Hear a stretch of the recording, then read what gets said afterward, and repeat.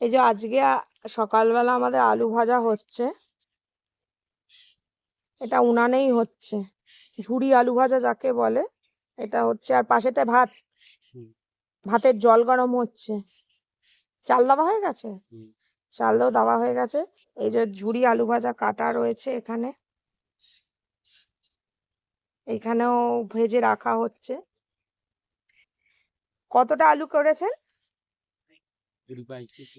মানে প্রায় 3 কেজির কাছাকাছি। কত? 2 কেজির কাছাকাছি। ও একটা আলুই আমি সবচেয়ে বড় দেখেছিলাম, বিশাল বড়, আমি ওই ভেবে। আর তেল কতটা খরচা হচ্ছে? তেল ওই 1 লিটার থেকে দেখুন 750 মতন ঢালা আছে। তাতে হবে? আর এই আলু ভাজা করার পদ্ধতিটা কি? পদ্ধতিটা কি? আলুটাকে কি করতে হবে? এই আলু ভাজা, ঝিরি আলু ভাজা সকলে করতে পারে না, পদ্ধতিটা কি বলুন? এই আলুতে ভালো করে ছিলে তারপরে মেশিন দিয়ে কুটতে হবে। কুড়ে ভালো করে আলুটা 2-3 বার ধুতে হবে। এই আলুর গায়ে যে স্টার্চ থাকে সেটাকে ফেলে দিতে হবে। হ্যাঁ, সেটা কি ঠান্ডা জলে না এমনি নর্মাল জলে? এমনি নরমাল জলে। নর্মাল জলে। সেটাকে ভালো করে কতবার হ্যাঁ, ধুতে হবে? 2-3 বার ধুলে ভালো, যতটা পরিষ্কার থাকবে চল, হ্যাঁ, ততটা আলু ভাজা মানে জড়বে না, ভালো পরিষ্কার থাকবে আর কি। একদম পরিষ্কার থাকবে। এই জলটা, আলুতে জল দিলে যেরকম সাদা সাদা হয়, এটা কিন্তু না, একদম জলের কালারই দেখা যাচ্ছে। মানে আলুর গায়ে যে স্টার্চটা থাকে সেইটাকে পুরোপুরি বের করে দিতে হবে, তবেই ক্রিস্পি ভাবটা অনেক দিন থাকবে, তাই তো?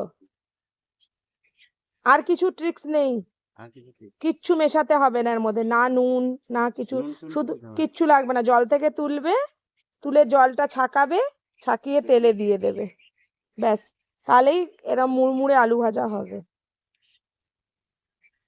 তাহলে আলু ভাজা, ক্রিস্পি আলু ভাজা যে অনুষ্ঠান বাড়িতে রেসিপি হয়, সেটা আমরা জানতে পারলাম এইভাবেই হয়।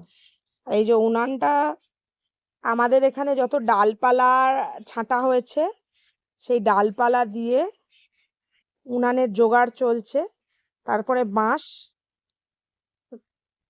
বাঁশ একটা প্রায় অর্ধেক বাঁশ এর মধ্যে দেওয়া হয়েছে, যেটা একটু একটু করে জ্বলে খুব সুন্দর আঁচ হচ্ছে। আর আঁচের কোনো ব্যাপার আছে এখানে?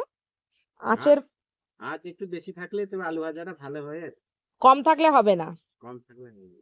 এবার সত্যি করে বলুন তো, গ্যাসে ভালো হয় না উনানে ভালো হচ্ছে? উনুনে তো ভালো হচ্ছে। আমিও তো লাস্ট দিন খেয়ে দেখেছি, উনানেরটা একটা মানে অসাধারণ সুন্দর স্মেল বেরোচ্ছে, আমি জানি না কেন। এই আলু ভাজাটা আমাদের রিসর্টের প্রায় রোজই সব থালির সাথে প্রোভাইড করা হয়।